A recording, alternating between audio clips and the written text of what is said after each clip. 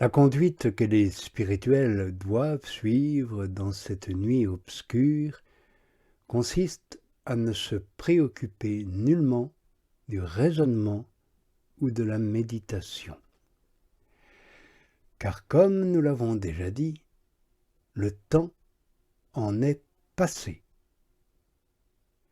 L'âme doit rester dans la paix, dans le calme, alors même qu'il lui semblerait qu'elle ne fait rien, ou qu'elle perd son temps, ou que c'est à cause de sa tiédeur qu'elle n'a alors nulle envie de s'occuper de quoi que ce soit.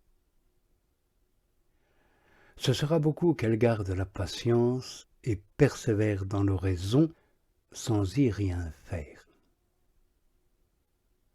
L'unique chose qu'on doit faire alors, c'est de laisser l'âme libre, débarrassée et détachée de toute connaissance et de toute pensée, sans le moindre souci au sujet de ce qu'elle pensera ou méditera. Elle se contentera seulement d'une considération pleine d'amour et de paix en Dieu, mais sans apporter de préoccupation, de désir ardent, ou même de simple envie de le sentir ou de le goûter. Toutes ces prétentions, en effet, ont pour but de troubler l'âme et de la distraire de ce repos, de cette quiétude, de ce calme si suave de la contemplation où Dieu l'a élevée. Malgré tous les scrupules qu'elle peut avoir, qu'elle perd son temps, qu'il serait bon de s'occuper à autre chose, dès lors qu'elle ne peut rien faire à l'oraison, ni penser à rien, qu'elle patiente, qu'elle soit tranquille, car on ne va pas à l'oraison pour y rechercher un plaisir personnel ou la liberté d'esprit. Si elle veut par elle-même agir quelque peu avec ses facultés intérieures, elle mettra le trouble et perdra les biens que Dieu, par le moyen de cette paix et de ce calme, voulait graver et imprimer en elle. Il en est de même quand un peintre veut dessiner et représenter un portrait. Si la personne tourne sans cesse la tête pour faire quelque chose, il sera troublé dans son travail et ne pourra rien faire. Oui, c'est ce qui arrive à l'âme quand elle est dans la paix et le repos intérieur et qu'elle veut alors accomplir quelque acte d'amour ou de curiosité. Elle est distraite, tombe dans le trouble, elle éprouve de la sécheresse et du vide dans la partie sensitive. Plus elle cherche à avoir quelque appui dans ses affections et ses connaissances, plus aussi elle en sentira l'absence et que rien ne peut la combler par ce moyen. Par conséquent, ce qui convient à cette âme, c'est de ne point se préoccuper si les opérations de ses puissances se perdent. Elle doit au contraire se réjouir qu'elles se perdent au plus tôt.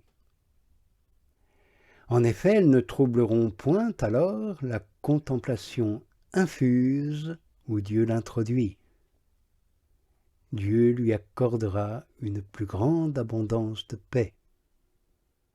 Il la préparera à s'enflammer et à s'embraser de l'esprit d'amour que cette contemplation obscure et secrète apporte avec elle et qui envahit l'âme.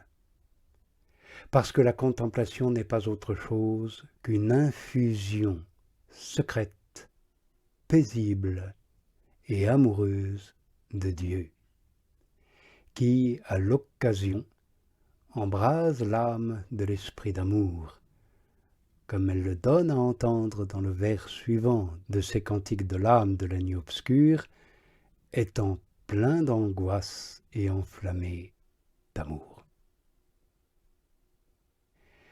Cet embrasement d'amour ne se sent pas d'ordinaire au début. car il n'a pas encore commencé à cause de l'impureté de la nature, ou bien parce que l'âme qui ne se comprend pas, comme je l'ai dit, ne lui donne pas un asile paisible. Parfois cependant, que cet obstacle soit présent ou non, l'âme commence à éprouver tout de suite quelque désir de Dieu plein d'anxiété. Plus ce désir augmente, et plus l'âme se sent portée vers Dieu et embrasée d'amour pour lui, sans savoir ni comprendre d'où et comment lui viennent cet amour et cette affection. Parfois même, l'âme voit cette flamme et cette ardeur grandir à tel point qu'elle désire Dieu avec un amour plein d'anxiété. C'est là que le psalmiste qui était dans cette nuit obscure raconte de lui-même en ces termes « Parce que mon cœur s'est enflammé d'amour dans la contemplation, mes goûts et mes affections ont été également transformés, c'est-à-dire qu'ils sont passés de la vie sensitive à la vie spirituelle par les sécheresses et le renoncement à tous les goûts dont nous parlons. » Aussi le psalmiste ajoute « J'ai été réduit à rien, anéanti, et je n'ai rien su. » Car comme nous l'avons dit, l'âme, sans savoir par où elle va, se trouve anéantie par rapport à toutes les réalités d'en haut et d'en bas où elle mettait ses consolations.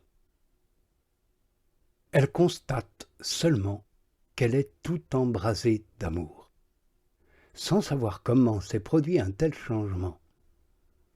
Et comme cet embrasement d'amour prend parfois de grandes proportions et que le pressant désir de Dieu a grandi, il semble que cette soif ardente dessèche tous ses os, affaiblit sa nature, lui enlève sa chaleur, sa force, pour faire place à une vive soif d'amour, car l'âme sent que cette soif d'amour est pleine de vie. Telle est aussi la soif qu'éprouvait le psalmiste quand il disait « Mon âme a eu soif du Dieu vivant », ce qui signifie « Elle est toute vive, la soif de mon âme ». De même le Christ, Jésus, en croix, criant son « J'ai soif ».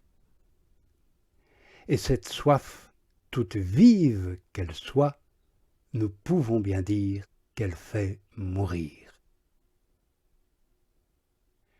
Nous devons cependant remarquer que la véhémence de cette soif n'est pas ordinairement continuelle. Elle n'a lieu que par intermittence. Mais d'ordinaire, l'âme éprouve toujours quelques-unes de ces ardeurs.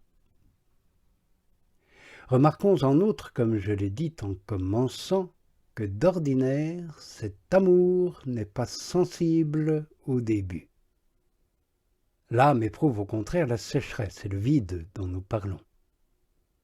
Et alors, au lieu de cet amour qui s'allume ensuite peu à peu, la disposition de l'âme au milieu des sécheresses et du vide de ses puissances est d'avoir d'une façon habituelle la sollicitude et le soin de plaire à Dieu, de suivre sa volonté, et de même une peine et une crainte de ne pas suivre cette volonté. Or, ce n'est pas un sacrifice peu agréable à Dieu que celui d'une âme qui souffre patiemment et est pleine de sollicitude par amour pour lui. Cette sollicitude et cette application viennent de cette secrète contemplation. Et celle-ci dure jusqu'au temps où le sens, que l'on appelle la partie sensitive, est quelque peu purifié de ses forces et affections naturelles par le moyen des sécheresses qu'elle y répand. Et alors, cette contemplation embrase l'esprit d'amour divin.